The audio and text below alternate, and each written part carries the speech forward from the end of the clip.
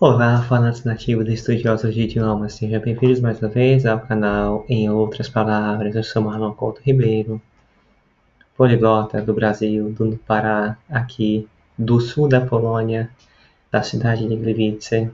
Vos falo e tenho o prazer hoje de mencionar nosso tema de hoje, muito interessante e um tema sobre o qual muita gente pode não ter refletido ainda.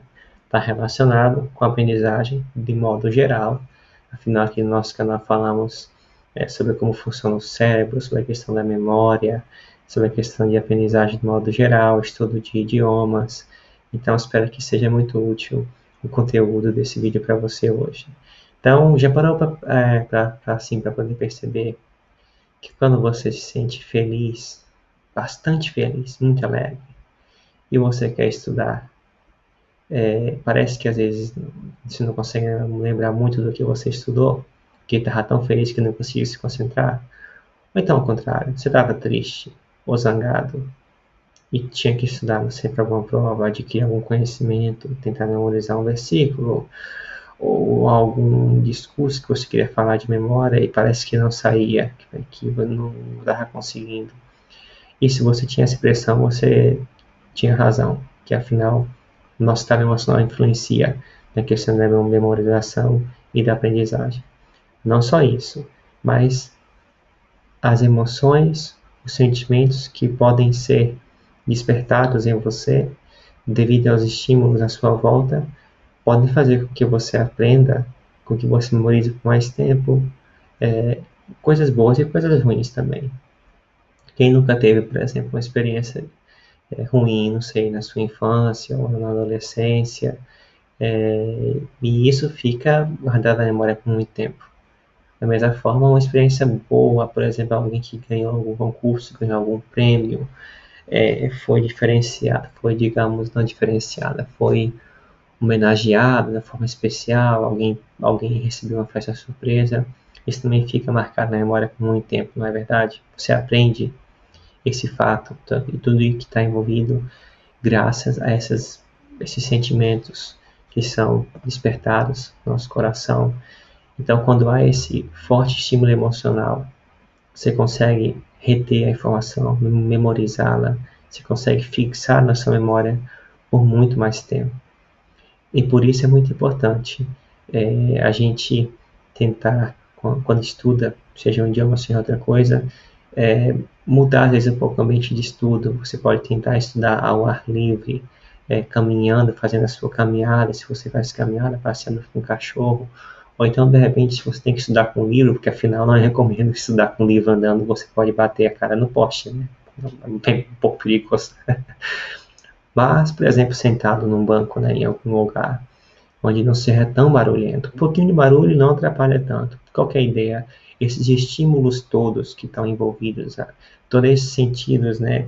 O olfato, a audição, a visão, o tato ali, você pegando o material, tudo isso aí gera sensações, emoções e faz com que você aprenda melhor, com que você retenha a informação por mais tempo. E claro, seu estado de espírito no dia, né? Se você estiver bem, normal, não estiver extremamente feliz, né, com a cabeça no mundo da lua, e extremamente triste, estiver sentindo bem, como eu estou me sentindo aqui hoje, você consegue, adicionando esses estímulos que vão despertar boas emoções em você, consegue aprender e reter a informação por mais tempo. E queria mencionar aqui um experimento muito interessante, só espero que não saia, que não fique muito longo o vídeo de hoje, mas o experimento de Cahill, que ocorreu em 94, vou falar com base no relato de Manfred Spitzer no seu livro Como o Cérebro Aprende.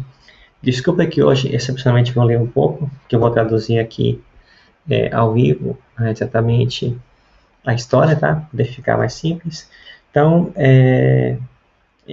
o psicólogo Cahill pegou 4 grupos de pessoas e iniciou o experimento com 2 grupos. Ele dividiu o experimento em 2 fases. A primeira fase foi com 2 grupos. O primeiro grupo recebeu uma história, né? Tinha uma história que eles tinham que ler, uma história que eles leram. A história é muito curta. Até posso mostrar aqui, tá nessa tabelinha aqui, né? Essa história é muito curta, sei que não dá muito para ver, tá em polonês. Mas aí, a primeira história é a seguinte: tem 2 histórias, tá? quando você descreve, por exemplo, assim como a gente fala, dá para transmitir emoção de certa forma. Em línguas como o japonês, como o coreano, até existem sílabas, palavras soltas que você não tem como traduzir para português exatamente, que adiciona a emoção. A gente tem um pouco disso em português, às vezes o ai, vixe, eita, viu, essas palavrinhas assim carregam uma questão de emoção, tem informação emocional contida nelas, né? E o primeiro texto é um texto escrito muito curtinho, aqui 4 linhas, de forma muito seca, sem permitir emoção nenhuma.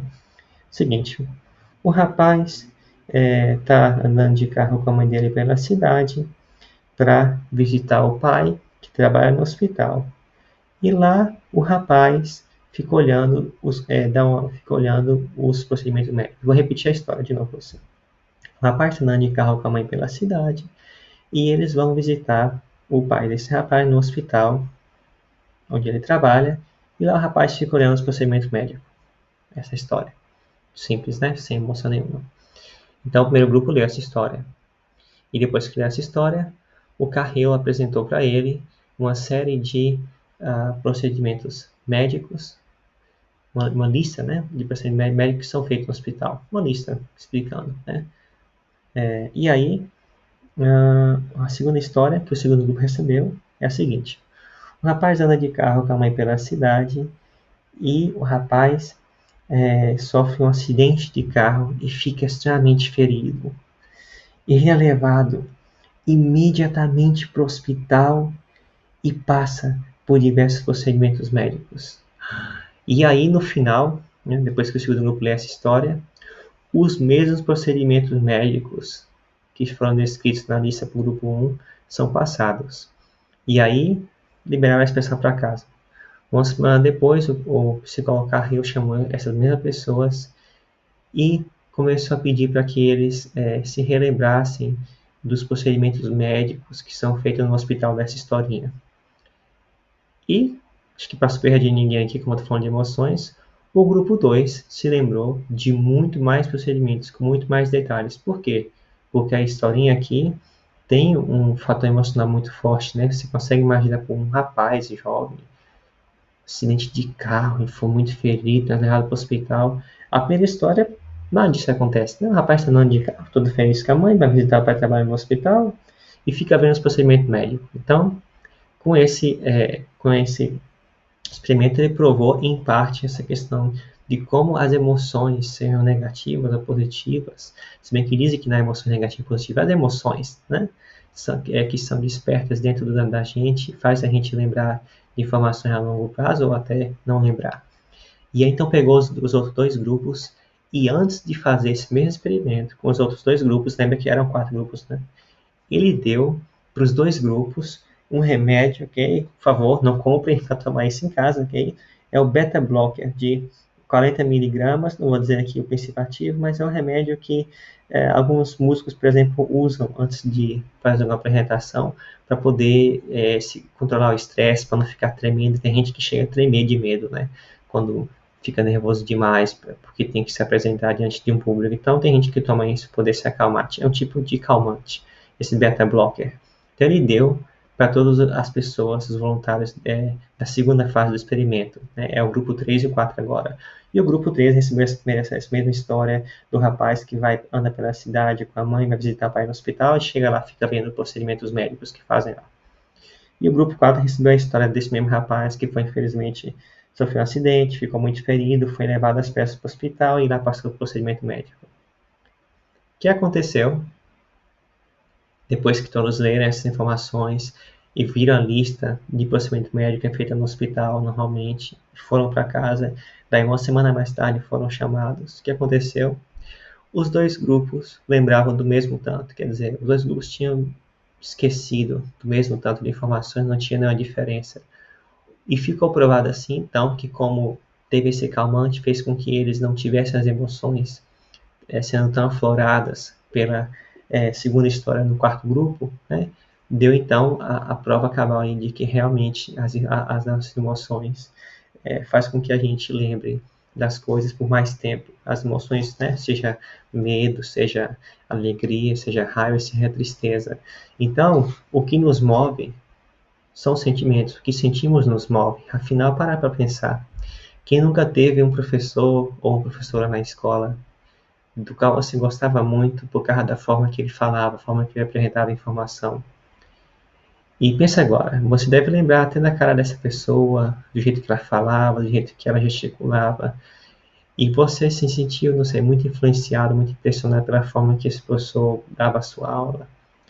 Mas é muito provável agora que você não lembre com detalhes de várias aulas, ou do conteúdo passado em várias aulas. Ficou na sua memória com certeza o estilo dele, né? Eu lembro que eu tinha uma professora assim no cursinho que eu fiz antes de fazer vestibular lá em Brasília, na UNB. Foi lá na UNB em Brasília que eu me formei. Fiz lá um cursinho no Guará 2, né? Na época eu morava no Guará 1, que é uma cidade satélite. E eu tinha uma professora lá de literatura fantástica. Eu nunca tive só duas na minha vida, então essa foi a segunda, foi no cursinho e sempre lembro dela. Camila, inclusive, tô falando aqui, já lembro o nome dela aqui. Fantástica a forma que ela dava aula de literatura. Me dava até vontade de virar professor de literatura só por causa das aulas da mulher. Então, o que nos move são sentimentos. A gente, né, como comenta aqui o Manfred Spitzer, a gente lembra de histórias que são contadas, de sentimentos, né, que fica na nossa memória, não são apenas fatos secos, dados, números, datas. Não, não é isso que fica realmente gravado profundamente na memória, mas são as histórias, os exemplos de vida, a forma como a pessoa fala, faz. Inclusive tem gente que às vezes fica até ofendido com alguma informação que às vezes é necessária só pela forma da pessoa falar. Inclusive até a informação, isso é até uma ideia, digo, uma informação boa para quem é pai e mãe, para poder ser eficaz na hora de repreender o filho, na hora de corrigir, a forma que a gente fala, a forma que a gente se exprime com o filho e também com o nosso cônjuge, pode fazer com que a pessoa se arrependa, pode fazer com que a pessoa reflita no que ela fez e mude de atitude. Então tem que ter muito cuidado com as palavras, com os sentimentos que a gente pode despertar no outro, que pode levar a uma reação muito boa e a uma reação negativa. A gente pode fazer com que fique gravado na memória e a pessoa aprenda aquilo que a gente quer aprender, ou pode fazer o contrário, causar efeito contrário, fazer com que a pessoa não lembre, né? Tem muito pai que fala que entra no ouvido e sai no outro ouvido, né? Aquilo que fala pro filho, porque às vezes fala de um jeito errado, né? Desperta sentimentos ali que faz com que ele se bloqueie, né? E não consiga manter fixar na memória por mais tempo aquilo que deveria ser fixado. Então, muito obrigado pela atenção, espero que tenha sido útil o tema do vídeo de hoje. Obrigado, galera tagarela, e até o próximo vídeo. Não esqueça de dar o like, de se inscrever e compartilhar com amigos, familiares e conhecidos. Até lá!